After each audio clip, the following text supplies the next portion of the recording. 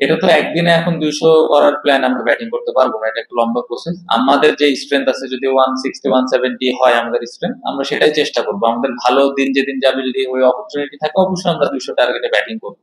But আমরা প্রথম দিন থেকে 200 টার্গেটে ব্যাটিং করতে যাব না। আমাদের যে স্ট্রেংথ আছে ওটার উপরে আমরা ফোকাস করে যত বেশি আমরা রান করতে পারি, এবং বোলারদের দায়িত্ব থাকবে ওটা কিভাবে আমরা ডিফেন্ড করছি। আপনি ব্যাটসম্যান এবং বোলার যদি একসাথে সবার সাথে সবার কম্পেয়ার করতে চান, তাহলে খুবই ডিফিকাল্ট। যে জিনিসটা হচ্ছে যে সাইফুদ্দিন সাকিব দুইজনই খুবই ক্লোজ ছিল। আমরা কাকে নিব আমরা লাস্ট মোমেন্টে ডিসিশন নিয়েছি, এবং দুইজনই খুব কাছাকাছি ছিল, দুইজনই সমান পরিমাণ ম্যাচ খেলেছে। জিনিসটা এমন না যে 8 উইকেট নিয়েছে বা কেউ উইকেট নেয়নি। ওই চিন্তা করে আমরা সাকিব বা সাইফুদ্দিন একজনকে বাদ দেওয়া হয়েছে, একজনকে নেওয়া হয়েছে। জিনিস হলো ওভারঅল টিমের কি প্রয়োজন, টিমের জন্য থাকে না একটা বিশ্বাসের ব্যাপারটা, কার উপর একটু কনফিডেন্স বেশি ছিল, কার উপর হয়তো কম ছিল, জিনিসটা এরকম ছিল। এবং আমাদের কাছে সবার কাছে মনে হচ্ছে যে সাকিব টিমের জন্য বেটার কিছু ডেলিভারি করতে পারবে আমাদের টিম কম্বিনেশন অনুযায়ী। আর লিটন এবং আমার কথা যেটা বললেন যে এটা অনেকে মনে করতে পারে এক্সকিউজ হতে পারে, বাট এই সিরিজটা যে সিরিজটা আমরা খেললাম আমার মনে হয় না খুব ভালো উইকেট আমরা খেলেছি ইভেন চিটাগং এ। এবং 2-3টা ম্যাচ আমরা বৃষ্টির কারণে কিন্তু অন এন্ড অফ ব্যাটিং করা লাগছে। সো হ্যাঁ, অবশ্যই আমরা রানে থাকলে টিমের জন্য অবশ্যই বাড়তি একটা সুবিধা, এবং আমাদের উচিত রান করা প্রতিদিন।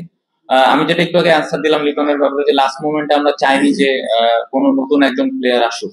সো আমরা যে ভুলটা হয়তো অতীতে হয়তো করেছি, বাট আমরা চেয়েছিলাম যে এই যে টিমটা আমাদের থাকবে এই টিমটাকে নিয়ে আমরা ওয়ার্ল্ড কাপে যাব, এবং ওই বিশ্বাসটা যেন সবার থাকে এবং সবার যেন ক্লিয়ার মাইন্ড থাকে। সো আমার টিমের সবাই ক্লিয়ার মাইন্ড আছে, সবার সবার রোলটা ক্লিয়ার আছে। তো আশা করবো যে সবাই ওইখানে যে ওইভাবে ডেলিভারি করবে। না, সেটা এখানে আমি বলতে চাই না। আমার প্রত্যেকটা 15টা প্লেয়ারের প্রতি আমার আত্মবিশ্বাস আছে। আলাদাভাবে এই প্লেয়ারের উপরে একটু বেশি এই জিনিসটা আমার নাই। আমি চাই যে 15টা প্লেয়ার আছে সবাই টিমের জন্য ভালো কিছু করুক। আলাদা কোনো আহ, কাউকে নিয়ে প্ল্যান নাই। আহ, আশা তো করছি যে এবার ভালো কিছু হবে। কারণ প্রিপারেশন বা আমাদের টিমের কম্বিনেশন অনুযায়ী আমার মনে হয় খুব ভালো একটা দল। বাট ভালো খেলাটা খুব জরুরি। ওই দিনে যার যার দায়িত্ব আছে ওই দায়িত্বটা পালন করাটা খুব জরুরি। আমার মনে হয় এটা নিয়ে সবাই সবাই ইন্ডিভিজুয়াল প্ল্যান করে, এবং চিন্তাও করে যে কিভাবে আমি টিমকে দিতে পারবো। তো আমি এটা আশা করি যে এবার হয়তো সবাই ওটা ডেলিভার করবেন। আর অবশ্যই আমার লাস্ট ওয়ার্ল্ড কাপটা ভালো মেমোরিজ ছিল, এবং আমার মনে হয় এখান থেকে কামব্যাকটা হয়েছিল। সো আশা করব এবার। আমি যে বলবো যে আমি ব্যাটিং নিয়ে খুব বেশি চিন্তিত, অনেক বেশি চিন্তা করছি তা না। আমার যেই হার্ডওয়ার্ক করা বা আমার যে যে জায়গায় ইমপ্রুভ করার দরকার আছে ওই জিনিসগুলো আমি প্র্যাকটিসে করছি। সো আমি আশা করব বা আমি কনফিডেন্ট যে আমি ভালোভাবে কামব্যাক করবো ইনশাল্লাহ।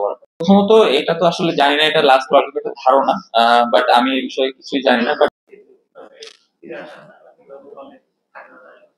অবশ্যই আমরা সবাই জানি, মানে রিয়াদ ভাই যেভাবে কামব্যাক করলো, এবং সব থেকে বড় কথা যে উনি যেভাবে এখন খেলছে, ওনার যে রোলটা আছে, উনি আমার মনে হয় যে আহ, যেভাবে পালন করছে এটা টিম অনেক দূরে এগিয়ে যাচ্ছে। উনি যে রোলে ব্যাটিং করে, লাস্ট 5-6 নম্বরে ব্যাটিং করছে, ফিনিশিং রোল প্লে করছে, অবশ্যই এটা আমাদের টিমের জন্য বাড়তি একটা আহ, সুযোগ যে আমরা ভালো একটা স্কোর দাঁড় করাবো। এবং ইয়াংদের জন্য অবশ্যই অনুপ্রেরণার জায়গা এটা, যে কিভাবে আহ, এরকম একটা সিচুয়েশন থেকে কামব্যাক করা যায়। So অবশ্যই ইয়াংদের জন্য অবশ্যই অনুপ্রেরণার জায়গা। তো আশাই করছি না যে তাসকিন থাকবে না। আমরা আশা করছি যে তাসকিন সুস্থ হয়ে যাবে, প্রথম ম্যাচ থেকে অ্যাভেলেবেল থাকবে।